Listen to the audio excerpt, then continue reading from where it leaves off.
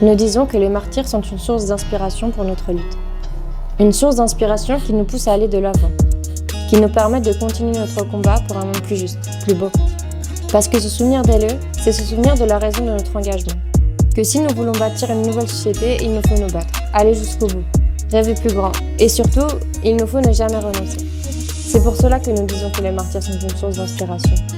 Parce que leur sourire gravé dans nos mémoires nous inspire à nous battre. Parce que le souvenir de leur détermination, de leur amour de la résistance, nous inspire la révolte, la joie, le courage, nous inspire la révolution.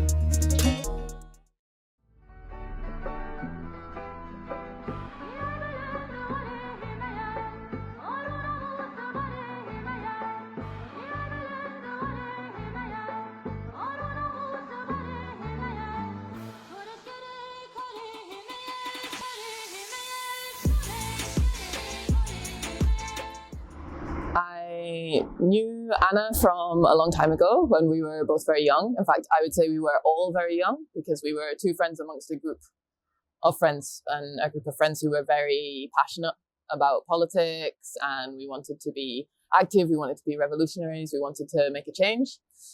So I first met Comrade Hêlîn a few years before we came here. She was involved in a campaign against racism and against the eviction of a minority from their land in England. And through that, she met a lot of my friends, and then we came to be working together. My first impression was like she was very sweet, pretty, open-minded, like interested in everything. Like someone you could really see that is ready to open up a new world. And I would say, like when I say pretty, that many times we speak of real beauty. It's like coming from the inside of a person, and that applied to her.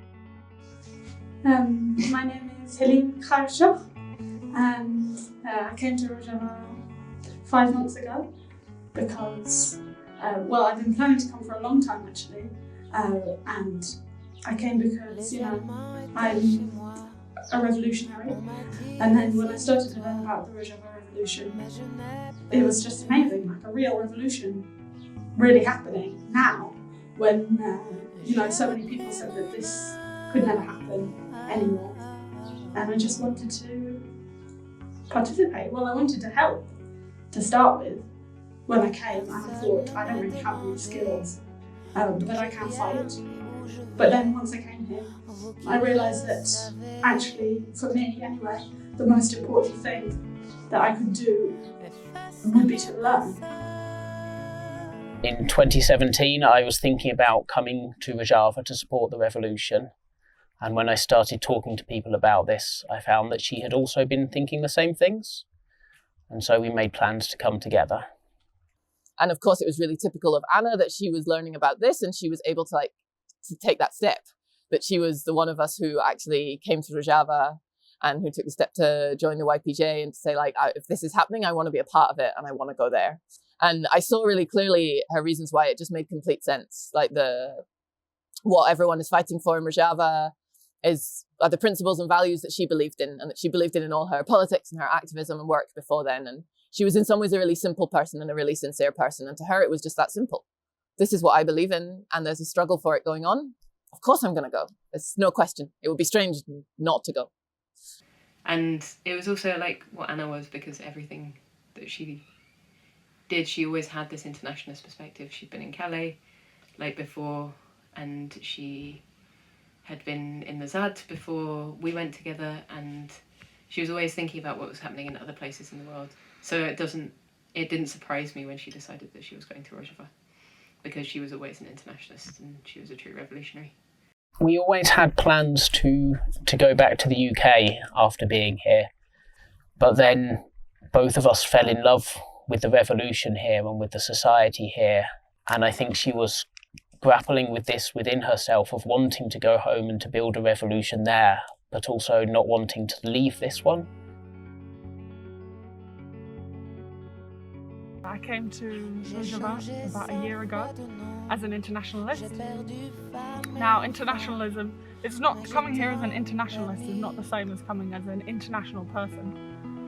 because internationalism is a kind of political thought that means that everybody who's involved in liberationary struggles, it's their duty to not just work for the liberation of their own people or their own area, but for everybody. One of the things that she used to do, she loved to read, and sometimes it was really frustrating when we lived together, because I would be like trying to talk to her or ask her what we were going to do with the day, and she'd be like reading the back of a cereal package, and that was more interesting than what I was saying to her because it was in a book. So she would read all the time and she would write all the time. Like, she was prolific at writing letters to prisoners, and she was prolific at like writing letters to friends and keeping in touch with people. Once I broke my leg, I broke my ankle really badly, and she heard about it, and just like within a few days I had a really nice letter from Anna just asking lots of questions. And I think all of us have this kind of collection of letters or cards or postcards that she left. And so at one point we actually did get to the front in Qereçox, and our night shifts were very long, like 7-8 hours. And then in the morning, like after the night shift finished, Hêlîn still was sitting in the position, and just after all this sleepless night in the cold, was just reading a book. And not any book, but this super complicated world system theory book. Just because it was nice to do that in the sun rays. And she was actually always educating herself. She was for some time in Qereçox on the front there, and then after this she went back to another education, and that was when Afrin happened. And she immediately knew that she wanted to be there to defend those people from that invasion. Now her connection to Afrin was already existing before the war. She got to know a friend from Afrin and had some conversations with her about her home place, home region. So it wasn't actually not only because, oh, there is a war, I'm in Yapıcı, I want to fight, and that's why I want to go there. But even way before, she had a personal connection, like a vivid picture of how nice it would be to actually visit that place. Her commanders weren't keen for her to go. They said that it was too dangerous. They wanted her to do as much education as possible and then go back to Europe and work for the cause there. But she was insistent and she kept pushing. The final stage was they said, you cannot go because you have blonde hair. You would be too easy a target. And she went out and she dyed her hair and came straight back and said, I don't have blonde hair now. Will you send me to the front? And finally they agreed and they sent her. But I remember she wrote me a message after she went to the front, and she said that she was very happy that there was not so much going on, like not so much attacks, but she said, but we are working, so we reached what we wanted. But also she was very excited that now she could go on the path of all these different revolutionaries who defended their revolutionary ideals against enemy attacks. And that was the last message I got from her.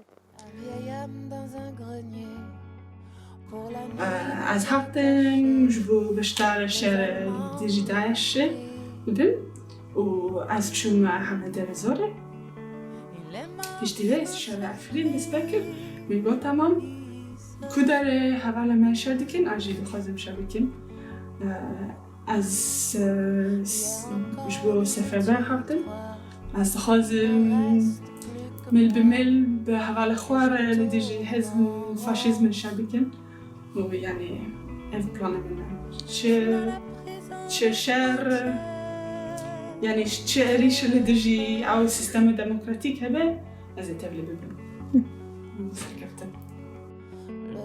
After this, she was positioned in a point overlooking the city. As I understand it, they were watching a route that refugees were using to leave the city, and at this time the city itself was under threat and was being evacuated. And one day their position was spotted by Turkish drones, and there was an airstrike and all but one of them were killed.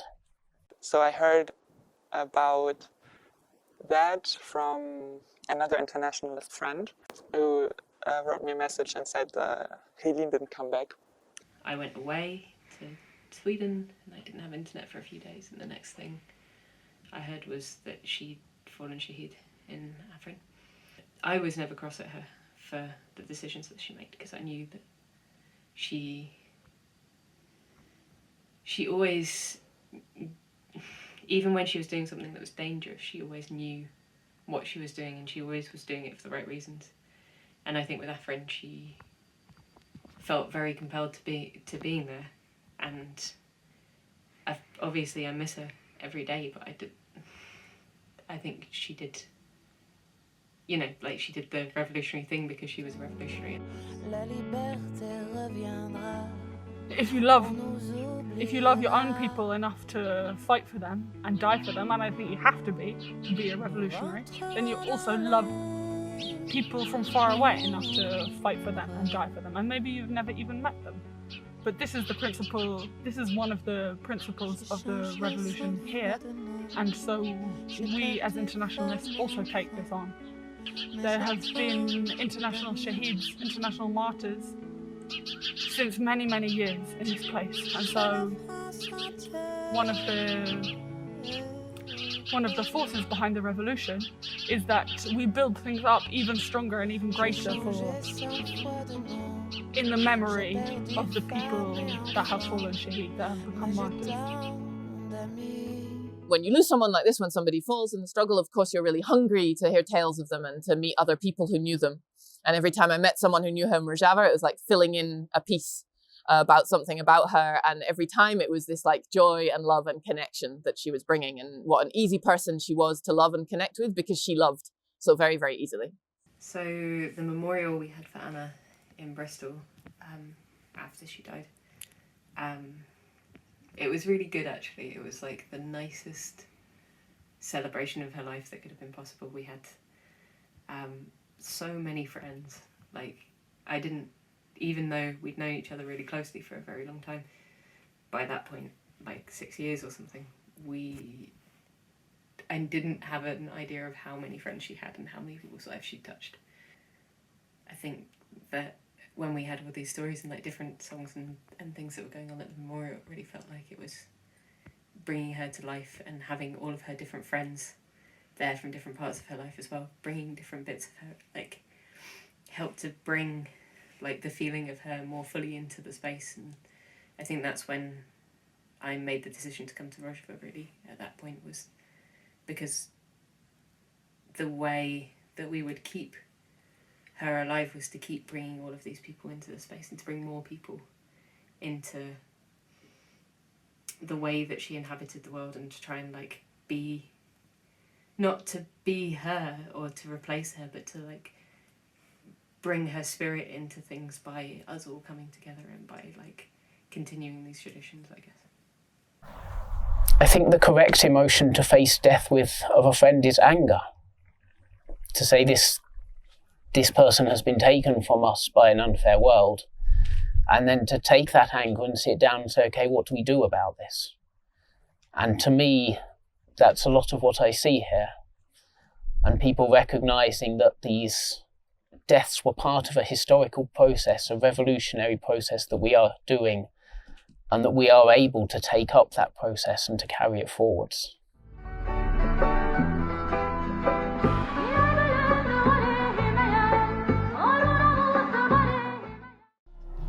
Les martyrs sont immortels. Elles ont donné leur vie pour garantir un avenir aux prochaines générations. Un avenir où les enfants peuvent rire et danser sans avoir peur des bombes. Un avenir où les femmes peuvent vivre en étant elles-mêmes. Où nos sociétés sont basées sur l'écologie et la démocratie radicale. Elles sont immortelles parce que lorsque nous poursuivons leur combat, elles continuent à vivre à travers nous. Parce qu'il est de notre devoir d'honorer leur sacrifice en le transformant en une vie nouvelle. Parce que, comme elles, nous avons fait la promesse de ne jamais abandonner, de ne jamais renoncer. Ne jamais renoncer à leurs rêves, ne jamais renoncer à la révolution. Şehit namları.